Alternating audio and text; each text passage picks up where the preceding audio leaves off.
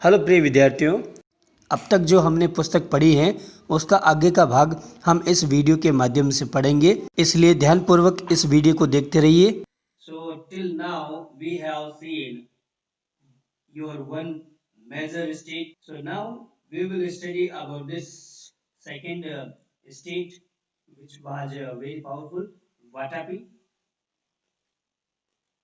So let's read about some more things about Vatapi. When the king Harsh was ruling over his empire in North India, King Pulkeshi II was ruling in South. So North में ये था हर्षवर्धन, ठीक है, लेकिन south में जो था वो पुलकेशन सेकंड था. He had earlier defeated Harsh और उसने हर्ष को जो हराने वाला था वो यही था, Pulakeshin second. So let's know about his empire grew to the throne.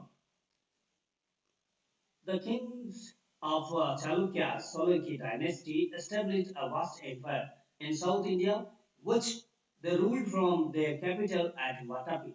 Vatapi जो है वो बादामी के नाम से भी जानते हैं हम, वाटापी का हो या फिर बादामी को, जो कर्नाटका में है. तो यहाँ पे चालुक्य डायनेस्टी थी. चालुक्य जो है वो सोलंकी डायनेस्टी में आती है. तो ये जो चालुक्य थे वो सोलंकी राजवंश के थे. तो इन्होंने बहुत बड़ी कर्नाटका में वाटापी में इसको राजधानी बनाकर यहाँ पे अपना बहुत बड़ा साम्राज्य स्थापित किया. पुलकेशिन फर्स्ट, अब हम इनके पहले के जो फर्स्ट थे Pulakeshin, a great king of the Chalukya dynasty, performed the Ashwamedh यज्ञ. अश्वमेध यज्ञ क्या था इसके पूर्वजों ने? इसके पूर्वजों में जो था वो था पुलकेशिन फर्स्ट. उसने अश्वमेध यज्ञ किया. अश्वमेध यज्ञ, व्हाट इज द अश्वमेध यज्ञ? It's yet it's a common factor that in which a horse is left and the horse goes in different parts of the states, and the parts in which a horse goes is observed the parts of the entire empire. If some people or some kings stop the horse while walking, then he or she has to fight with the king who has lived this. तो यानी कि यहाँ पे जो घोड़ा जो है उसको छोड़ दिया जाता था. तो घोड़ा जिस जगह पे जाके सारी जगह पे जा जाके वापस आता था, तो जिस जगह से होते हुए जाते हुए और वापस जो आता था, वो सारा जो साम्राज्य है, जो सारा इलाका है, जहाँ सारा क्षेत्र है, वो राजा की एम्पायर बन जाता था, राजा की संपत्ति बन जाती थी. अगर किसी ने ऐसा दुस्साहस किया उसे रोकने का, तो उसे राजा से लड़ाई लड़नी पड़ती थी.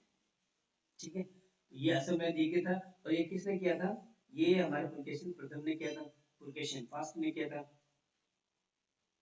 His flag had the symbol of Braha अवतार. अब ये पुलकेशिन जो फर्स्ट था उसके जो सिंबल था अपने झंडे में, जो पुलकेशिन फर्स्ट था उसका जो झंडा था उसमें ब्रहा अवतार का चिन्ह था. ठीक है. His son, उसका बेटा था कीर्ति Verma, ascended the throne after him. अब ये जब उनकी मौत हो जाती है तब उनका बेटा था कीर्ति वर्मा वो राजा बना था. He was succeeded by his brother Manglesh. अब उसके बाद में उसका भाई आता है Manglesh, who built the grand Vishnu temple at Vadapi. Manglesh ने बहुत बड़ा विष्णु मंदिर बनाया था वाटापी में. After him, अब उसके बाद में Righteous Pulkeshi II became the king and ruled over the empire for about 30 years. Pulakeshin जो सेकंड है उसने 30 साल तक शासन किया और वो मंगलेश के बाद में आया यहाँ पे शासन करने के लिए. So we have to know some more things about his kingdom and his victories. So here Pulkeshi II, he came to existence in 610 to 642.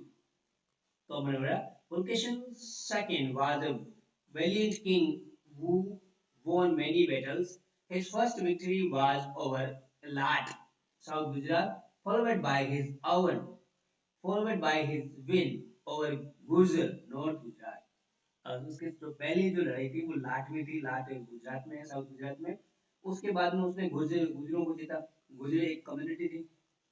ठीक है, तो यहाँ पे नॉर्थ गुजरात में जो लोग रहते थे उनकी विजय प्राप्त कर ली, यानी वो दक्षिण में शासन कर रहा था तो वो उत्तर की ओर बढ़ेगा, ठीक है। क्योंकि दक्षिण में तो समुद्र है, इंडियन ओशियन है, तो यहाँ पे आगे बढ़ता गया था तो वो सबसे पहले उसने लाट लाट को जीता, फिर और उत्तर में गया तो उसने गुजरों को भी जीता, ठीक है। कम्युनिटी है गुजर, तो ही gained कंट्रोल और द वेंगी रैन, वेंगी पे भी उसने अधिकार जमा लिया था। वेंगी जो है वो अपने आंध्रा में थे, ये भी चालुक्य डायनेस्टी का ही अंश था, ठीक है। वेंगी पे भी इसने अधिकार जमा लिया, that lay between the rivers of Krishna Godavari and also eastward Andhra Pradesh. Vengi जो है वो कृष्णा और गोदावरी नदी के बीच में है और उसने आंध्र प्रदेश की भी जीत लिया था। He transformed the capital Vatapi into a city of magnificence and splendor, और इसी ने ही वाटापी को राजधानी बनाकर उसको बहुत बड़ा मैग्निफिसेंस और स्प्लेंडरनेस किया था, यानी कि बहुत आगे उसने बढ़ाया था। यहाँ हम अजंता केव्स देख सकते हैं, अजंता की गुफा है, ये महाराष्ट्र में स्थित है, ये उसी के जमाने की गुफाएं हैं। यहाँ पे रॉक पेंटिंग की जाती थी, रॉक पेंटिंग भित्ति चित्र। Here we see the armies of Harshvardhana and Pulkeshi II fought a great battle near river Narmada, in which the former was defeated. ठीक है, जो नर्मदा नदी है उसके पास में ही इन दोनों की लड़ी होती है, हर्षवर्धन और पुलकेशिन सेकंड की, जो आगे बढ़ते हैं वो नॉर्थ पे होता है, हर्षवर्धन वो दक्षिण की तरफ बढ़ता है और ये दक्षिण की तरफ बढ़ता है तो नॉर्थ की तरफ बढ़ता है, तो इनके बीच में टकराव होता है नर्मदा नदी के पास में। तो इन दोनों के बीच में जो फाइटिंग होती है तो उसमें हर्षवर्धन हार जाता है और ये जीत जाता है। कौन जीत जाता है? पुलकेशिन सेकंड जीत जाता है, ठीक है, पुलकेशिन सेकंड जीत जाता है। This heralded Hers expansion towards South India and so the empire of Kannauj could not extend beyond Narmada. अब ये जब यहाँ पे हार हो जाती है हर्षवर्धन की, ठीक है, हर्षवर्धन की यहाँ पे जो हार हो जाती है उस वजह से क्या है, ये नर्मदा तक ही सीमित हो गया, अब आगे नहीं बढ़ सके। अब ये जीत जाता है तो आगे बढ़ता है, ठीक है, यहाँ से हार जाता है वो। Pulkeshi II was not only a great warrior but also a lover of arts. अब ये जिस तरह से हमने साहित्य में कला में हर्षवर्धन को देखा था, तो ये भी एक योद्धा ही नहीं था, उसको भी कलाओं में बहुत ज्यादा प्रेम था। The cave of Vatapi and Dharampuri were built during his reign. Vatapi की जो गुफा है, बादामी की जो गुफाएं हैं और धर्मपुरी की जो गुफाएं हैं वो उसी के राज्य में उसी के शासन के दौरान निर्मित हुई थी, वाटापी की गुफाएं, ठीक है। वाटापी का क्या था, तो वाटापी को बादामी भी कहते हैं। The famous cave murals of Ajanta were also painted at the time. Ajanta की गुफा तो पहले ही बन चुकी थी और राष्ट्रकूट जो होते थे उन्होंने भी यहाँ पे काम किया। मॉरल पेंटिंग यानी रॉक पेंटिंग, रॉक पेंटिंग को मॉरल कहते हैं। तो ये क्या होता है कि पत्थरों पर पेंटिंग होती थी, पत्थर जो यहाँ पे गुफा में जो लोग रहते थे, तो आज हम जो दीवारों पे जो चित्र बनाते हैं तो वो उस समय तो इन्हीं को दीवार मानते थे, तो वहाँ पे वो पेंटिंग बना देते थे, तो इतने सुंदर सुंदर जो पेंटिंग बनाते थे तो उस वजह से इनकी कला बहुत ही बड़ी विजय के रूप में देखी जाती थी, तो इसलिए इनको रॉक पेंटिंग कहा जाता था। In his travels, Hensang visited the court of Pulkeshi II. अब हेनसेंग जो है वो यात्रा ही करना चाहता था, हेनसेंग जो है वो यात्रा ही करता था, तो वो यात्रा करते करते यहाँ पुलकेशिन सेकंड से भी जा मिला and has given a vivid account of his grandeur. उसने ये इसकी भी बड़े चढ़े जो है वो लिखी थी, जिस तरह से उसने हर्षवर्धन के बारे में हमें बताया है, तो उसी तरह से पुलकेशिन सेकंड के विषय में हम उसकी पुस्तकों से हमें पता चल जाता है। The kings of Chalukya dynasty were follower of Hinduism. ऐसे से हमें पता चलता है कि ये हिंदू धर्म के फॉलोवर थे। During this time, Buddhism went into decline, while the Digambara Jain sect gained prosperity. अब बुद्धिज्म जो है उसके दो भाग हो गए थे और वो डिक्लाइन हो गया था, उसका पतन होने वाला था, बुद्ध धर्म को थोड़ा अपनाना कम हो गया था, और साथ साथ में हम देखते हैं कि जैन जो धर्म था उस वो भी मतलब पतन हो रहा था उसका, लेकिन पतन होने के साथ साथ में ये दो भागों में डिवाइड हो गया था, एक श्वेतांबर और दूसरा था दिगंबर। तो अभी जो है वो दिगंबर आगे बढ़ने शुरू हो गया था, ये पंत थे, सेक्ट थे। ठीक है, श्वेतांबर और दिगंबर में क्या फर्क है? जब जैनिज्म में बौद्धिज्म में हम पढ़ेंगे उस समय हम बातचीत करेंगे। हर्षवर्धना एंड पुलकेशिन सेकंड, ये दोनों कंटेम्पररी थे, साथ साथ में रूलर थे ना, तभी तो साथ साथ में लड़ाई हुई थी इनकी। However, Harsh fought fewer battles as compared to Pulkesin second. ये जो है वो कम लड़ा था, पर ये तो लड़ता ही गया था, बराबर। वो continued waging wars, Pulkesin जो है वो लड़ता ही रहता था। He finally met his end in 642 common era in conflict with Palwaki.